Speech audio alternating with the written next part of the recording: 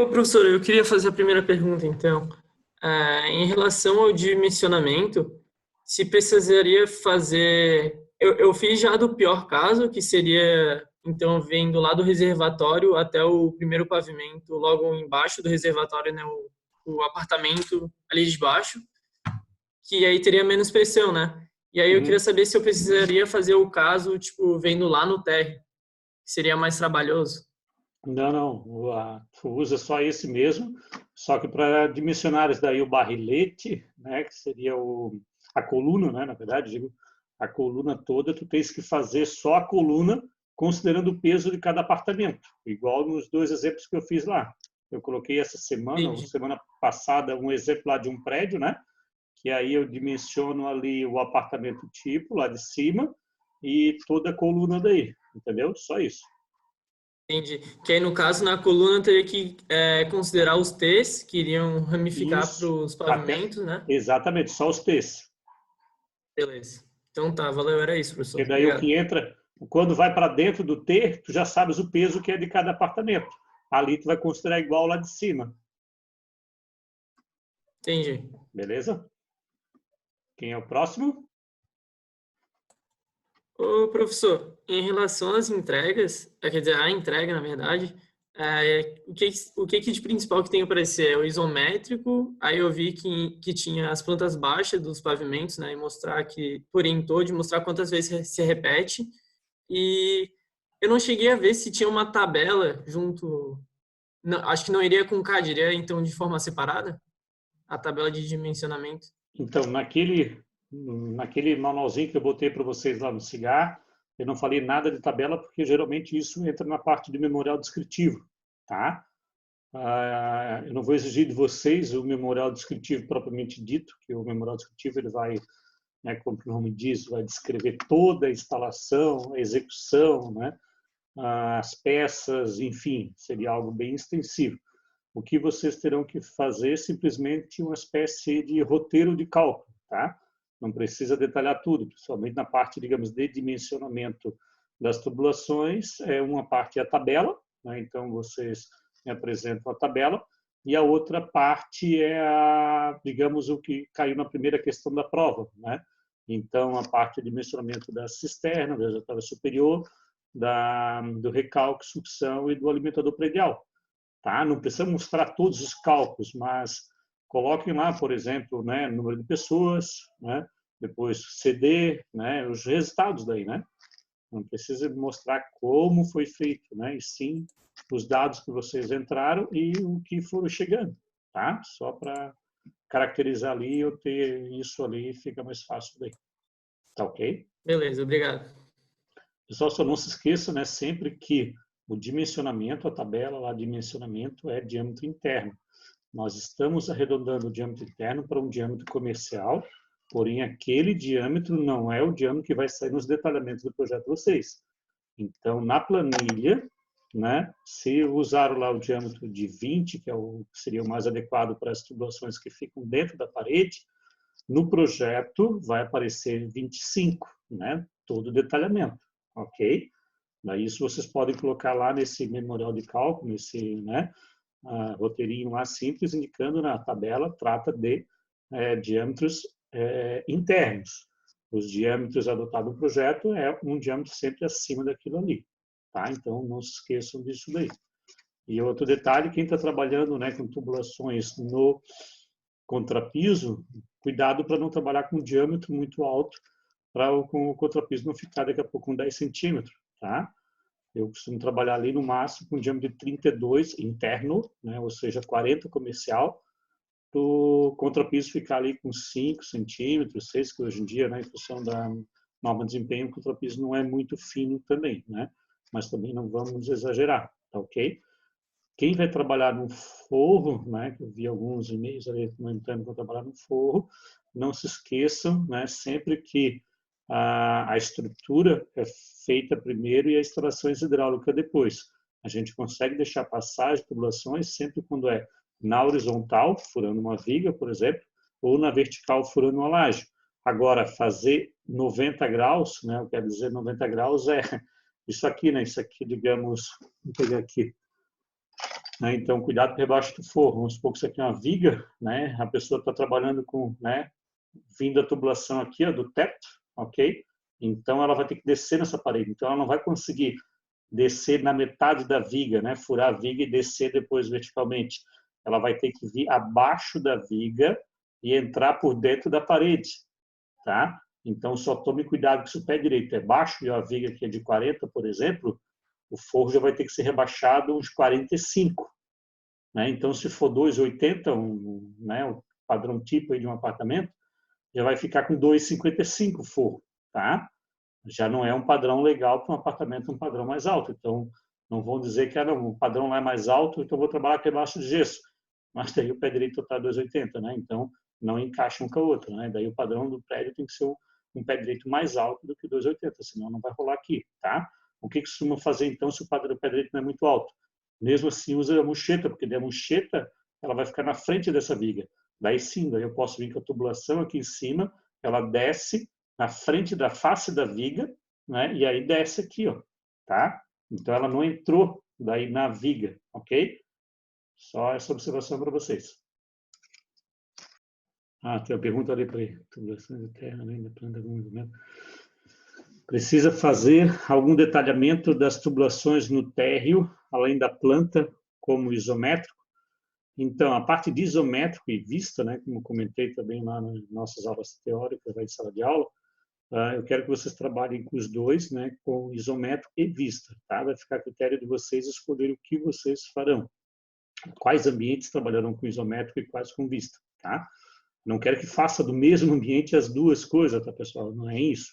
É pegar um apartamento, por exemplo, vai ter no mínimo, né, um banheiro, uma área de serviço, uma cozinha. Por exemplo, faz o banheiro isométrico, né? E os demais pode fazer uma vista de cada, tá? Então vai ficar a critério de vocês. Eu não vou exigir de vocês isométrico e vista, então, de todos os ambientes, tá? Escolha um apartamento e façam os isométricos dele, pelo menos de um apartamento bem detalhadinho, tá ok? Os demais não há necessidade. Quanto daí no térreo, então precisa realmente só a planta do pavimento, né? Com todas as suas representações que tiver lá de hidráulica, né? Então, indicações de coluna, né? Todas as colunas, se tiver no térreo a parte de reservatório, cisterna, essas coisas, né? Vai ter que ser representado, tá? Mas não há necessidade de fazer isométrico, não. Detalhe só um apartamento.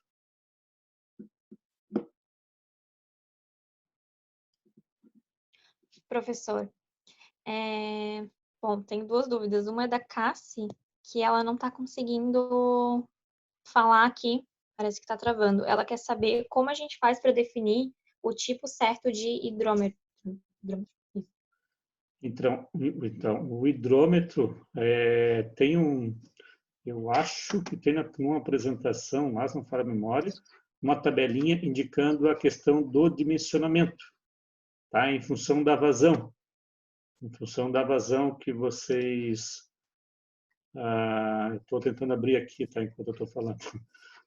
Então, em função da vazão, vai ter o hidrômetro ideal, tá? Isso quando eu falo para os apartamentos, tá? O hidrômetro mesmo geral é definido daí pela Casan, tá? Eu vou ver se eu encontro aqui enquanto isso. Se alguém tiver mais alguma dúvida, pode perguntar. Se eu não achar agora, eu mando depois lá para o Cigar para vocês.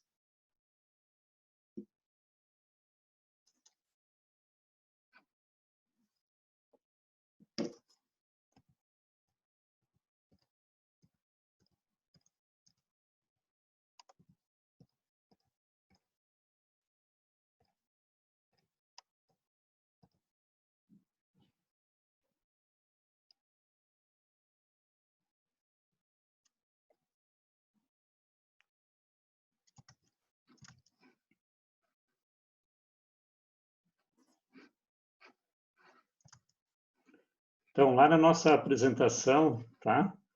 De água fria, na parte de, como eu falo lá, o dimensionamento com consumo máximo provável, tem uma apresentação, número... não tem página, coisa boa. Mas é uma que tem uma tabela A4, tá? Valor da vazão máxima em hidrômetros. Então, ali está indicando a perda de carga do hidrômetro, tá? É logo depois daquele ábaco que é para dimensionar os diâmetros em função da vazão. Então, ali tem essa tabela que está indicando qual é a vazão máxima, né, em metros cúbicos por hora, que cada hidrômetro, teoricamente, comporta, tá, em função dos seus diâmetros. Então, por exemplo, até 5 metros cúbicos por hora, o diâmetro nominal dele pode ser o de 20, tá? Que seria, então, o de 25 comercial, que é o que atende um apartamento, né? Ninguém dificilmente vai ter mais de 5 metros cúbicos por hora no consumo. Se alguém tiver isso aí, olha, deve ter um mega vazamento. Tá?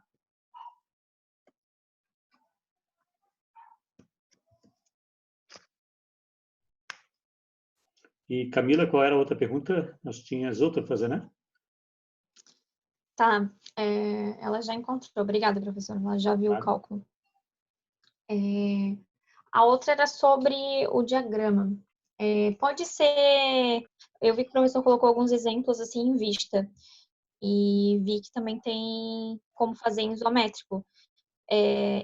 Pode fazer só em vista ou o professor quer que faça algum esquema isométrico para calcular, para depois, né, fazer o cálculo já do dimensionamento das tubulações?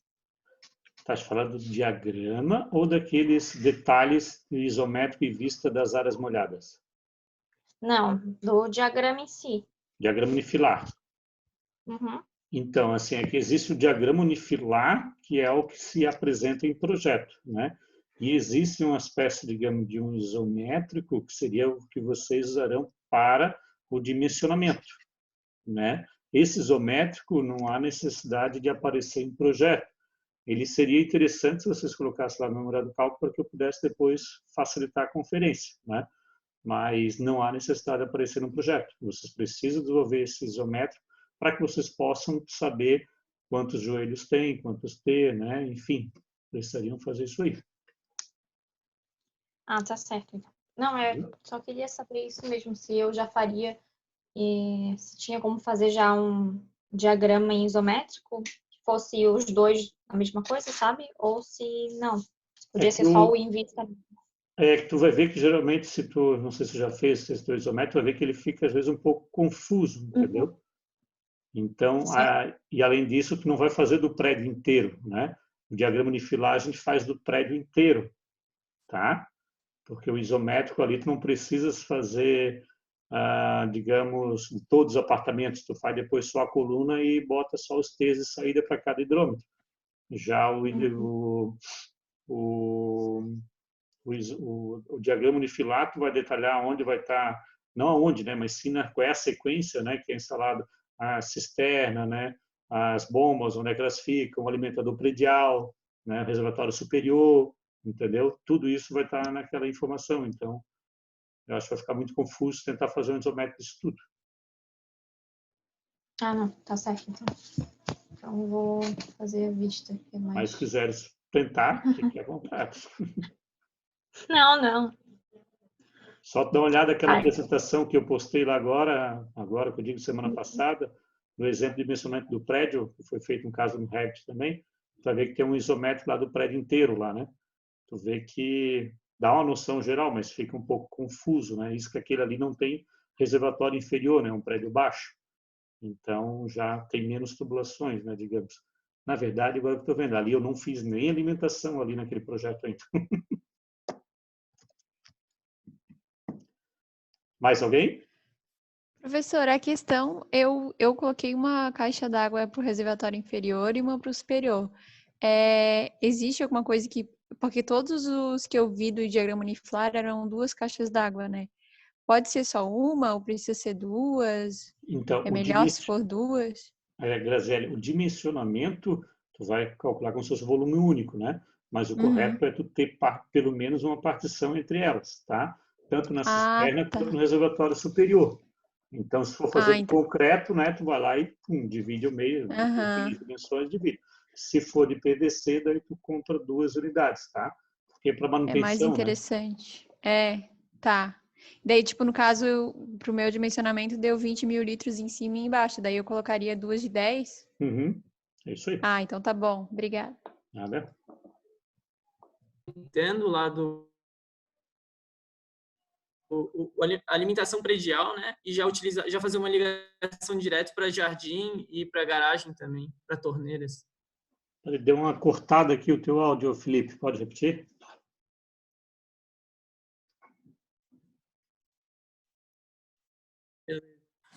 Não, aqui no meu projeto fazer aquela alimentação direta, né? Que vem alimentação predial, então eu já pegar e puxar mais para o jardim, ou se não para utilizar em torneira na garagem, se poderia.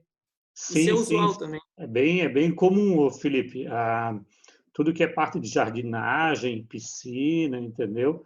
Essas partes, digamos, é interessante tu mandar direto da rede da Casana, digamos, porque em caso de tiver falta de água da Casan, tu não vai ficar usando a água da teu reservatório para molhar as plantas, entendeu? Essas coisas, daí tu economiza isso, tá? Então, toda essa parte ali tu pode fazer direto do medidor da Casan sem passar por cisterna, né? E o reservatório superior, consequentemente. Pô, legal. Não tinha nem pensado nesse ponto. Tá? Respondendo então agora a Júlia, em relação ao reservatório inferior, né? Mesmo se não for moldado em loco, deve ser afastado 60 centímetros do solo. Então, Júlia, isso depende de como que tu vai fazer, né? Primeiro, se o teu reservatório vai ficar enterrado, né? Então, vamos supor, tu vai pegar lá o teu subsolo e vais cavar um buraco, vai fazer um negócio de concreto e vai botar o teu reservatório lá dentro, tá? Tu precisa manter esse afastamento, ok? Agora, tu podes fazer ele dentro do subsolo e tu não cavar nada, né? Se tiver espaço ali, digamos, vamos supor, pegar uma vaga de garagem, fechar ali com, geralmente se usa daí, tipo, aqueles blocos vazados, né? Para poder ventilar bem a área da caixa d'água. E aí tu bota ele ali dentro, deixando espaço também de 60 centímetros em volta e ele fica encostado com o chão, né? Contra piso. Tá?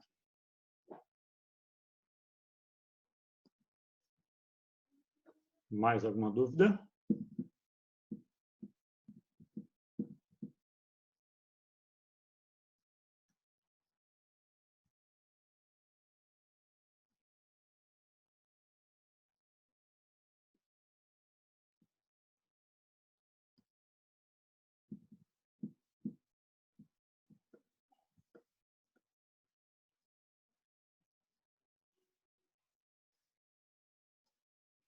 Tem mais nada, pessoal? Ninguém quer perguntar mais nada, senão a gente vai encerrar.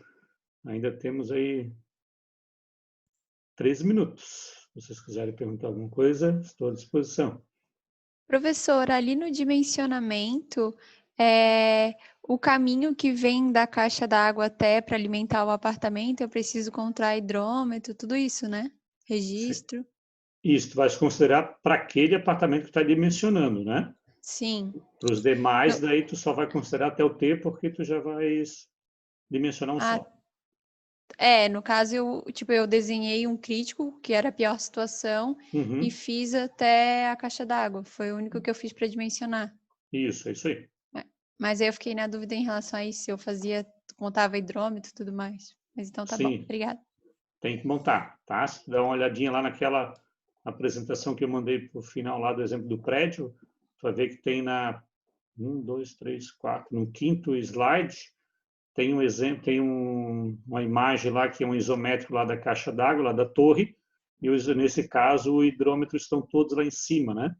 Então lá está desenhado e ele faz parte lá da perda de carga.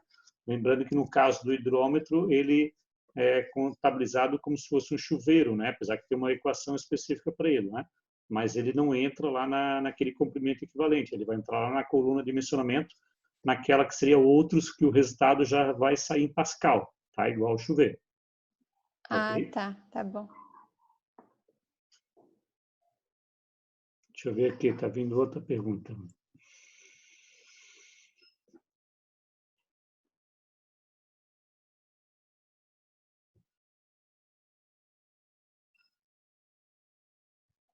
Bom, então, respondendo aqui a pergunta da Júlia, sobre o dimensionamento do barrilete, né, que está dando diâmetro de 50 milímetros, tá? Então, assim, Júlia, realmente ali quando está trabalhando com prédio, né, tu vai ter volumes grandes, então é bem comum isso, tá? Se tu for ver aquele exemplo que eu postei ali, cadê diâmetro? Tu vai ver que eu estou trabalhando lá todo o barrilete lá com diâmetro de 50, interno, logicamente, né? Que seria o 60 comercial, tá? Realmente é caro, mas ou tu trabalha com diâmetros maiores, ou tu sobe mais ainda a caixa d'água, né? Daí tem que ver a possibilidade. Lembrando que tem a altura mínima, né, da fundo da caixa d'água para poder atender a questão depois do dimensionamento dos mangotes lá da parte do preventivo de incêndio, tá? Eu costumo trabalhar na faixa de 4 a 5 metros, tá ok? Pelo menos. Mas daí fica a critério de vocês. Eu não sei se já fizeram ou não. Já foi feito, não sei se vocês já fizeram esse preventivo de incêndio, não lembro se isso é pré-requisito. Eu acho que não, né? Eu acho que o preventivo de incêndio, melhor, a nossa disciplina acho que é pré-requisito para preventivo de incêndio, se não for a memória. Tá ok?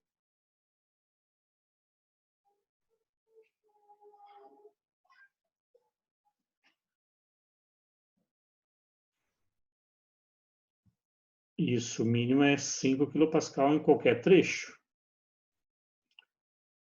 Como é que tu conseguiu ficar tão baixo assim?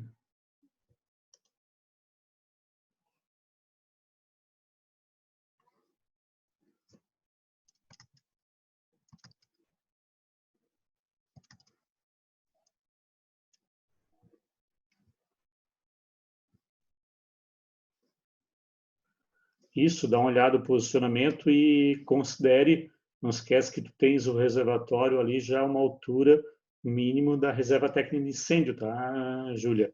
Então, quando vocês estão dimensionando o barrilete, já tem a altura ali da reserva técnica de incêndio. Bom, a não ser se a tubulação de vocês está na lateral, né? Se estiver na lateral da caixa d'água, né? Se ela estiver saindo pelo lado, e isso aqui, digamos, a reserva técnica de incêndio, então ela saindo por aqui, vocês não têm esse peso aqui, né? Mas tem, digamos, a metade aqui do peso da caixa d'água, do volume de água ali, né? Então, para poder já dar uma pressão mínima aqui na tubulação inicial, tá? Porque 1,7 kPa realmente é baixo.